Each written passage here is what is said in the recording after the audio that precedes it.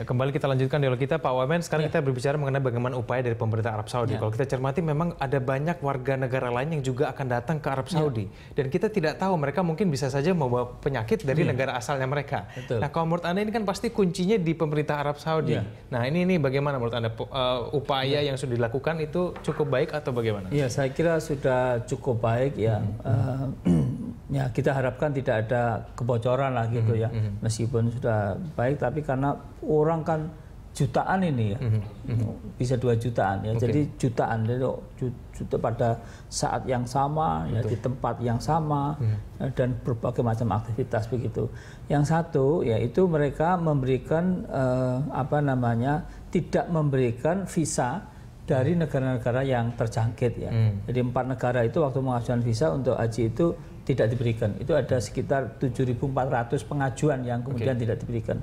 Nah, yang kedua, mereka pemerintah Saudi selalu berkomunikasi ya dengan negara-negara yang mengirimkan jamaah ke sana ya. Nah, itu untuk koordinasi ya, termasuk pada waktu dulu ya yang MERS coronavirus. Ya ini sampai sekarang masih ada potensi ya. Ya, meskipun sudah turun ya, tapi kita naik lagi tadi kata dokter Ana gitu ya, ada kasus lah potensi itu sampai begitu seriusnya pemerintah Saudi Arabia itu mengundang tim WHO dan mereka datang ke sana, loh kenapa kok kejadiannya tinggi, dan diselidiki ternyata memang compliance ya, artinya kepatuhan terhadap standar operating procedure itu kurang. Karena ternyata yang MERS coronavirus itu 25% penderitanya yang terkena justru petugas kesehatan. Jadi oleh karena itu waktu itu ditindak secara tegas. Ini mohon maaf Menteri Kesehatannya diberhentikan ya, oleh Raja Saudi ya. Baik. Kalau kita cermati itu, ini dokter-dokter yang menjaga kloternya itu juga sudah disiapkan kesehatan mereka, Pak. Kalau kita cermati kan kasus yang tadi kita bilang Ebola ataupun virus MERS itu kan juga menyerangnya justru ke petugas kesehatannya. Nah, ini bagaimana dari pemerintah untuk menyiapkan dokter-dokter yang menjaga? Tentu kalau betul-betul ini karena Ebola pakai kasus itu kan pengelolaannya secara khusus ya.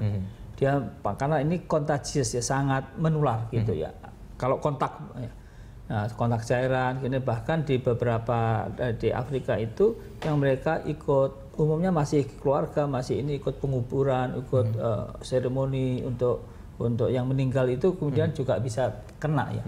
Dan kalau kena itu artinya apa? Bahwa tidak hanya universal precaution ya, tetapi isolasi, terus kemudian orang petugas harus pakai semacam standarnya, pemakaian pakaian yang betul-betul bisa terproteksi segala macam ya, itu tinggi. Jadi ini yang harus kita siapkan ya, dan itu harus diantisipasi ya. Ini yang memang tantangan.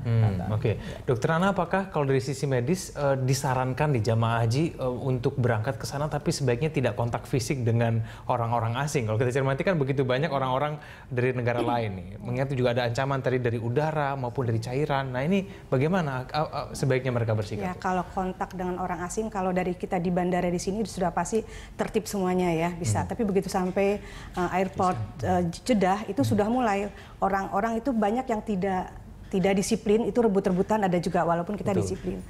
Begitu tiba di Mekah, tawaf tidak mungkin tidak bersinggungan. Tawaf begitu padat ya. Tawaf begitu padat. Begitu sampai di Armina, Arafah Mina juga tidak mungkin tidak bersinggungan. Karena di situ lempar jumroh juga kan itu padat sekali, pasti bersinggungan. Jadi tetap kembali ke APD, alat pelindung diri. Ya, jadi dengan masker. Jadi walaupun ada kontak bisa dengan masker, tapi untuk yang wanita kalau sedang pakai ihram kan nggak boleh masker.